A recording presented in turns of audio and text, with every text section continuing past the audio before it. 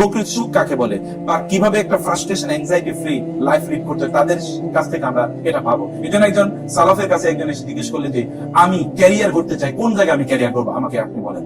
বলে যে বাবা তুমি একটা জায়গায় ক্যারিয়ার করো, ওই জায়গায় কম্পিটিশন কম কিন্তু কি চান্স অনেক বেশি।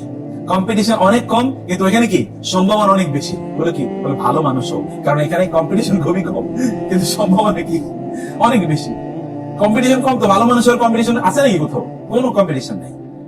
অতএব এই জায়গায় চান্স অনেক বেশি, পটেনশিয়ালিটি ইজ বিগ, কিন্তু এখানে কম্পিটিশন ইজ ভেরি লো।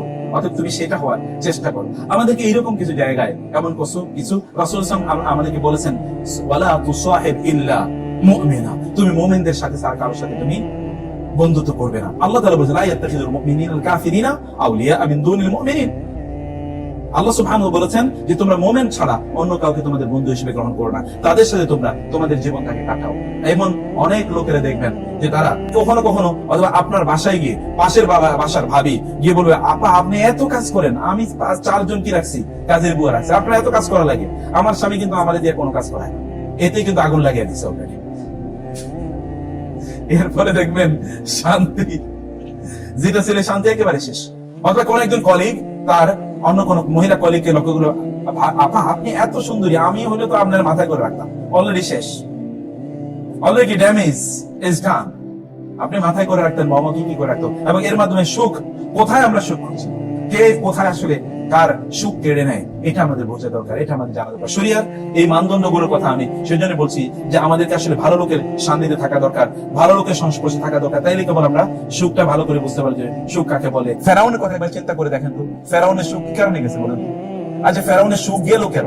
কোন এক গণকরা তাকে বলছে ওই যে সে স্বপ্ন দেখেছে এমন একজনের জন্ম হবে যার মাধ্যমে আপনার মহা এই যে ক্ষমতা তোমার সব চূর্ণ বিচূর্ণ হয়ে যাবে।